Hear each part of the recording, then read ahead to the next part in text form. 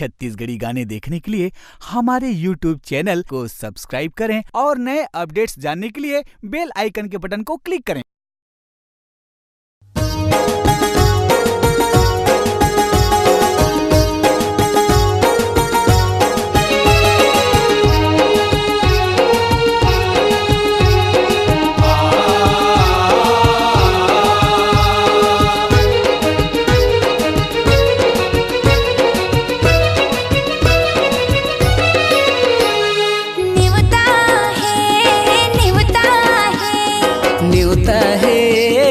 न्योता है हंस झन पगली फंस जावे ये पिक्चर ला देखे आवे हो।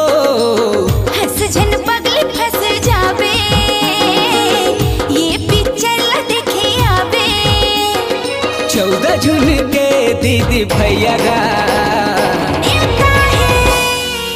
सबुला न्योता कही देवे हंस झन पगली फंस जावे हो झरा झरा न्योता कही देवे ये पिक्चर ला देखे आवे।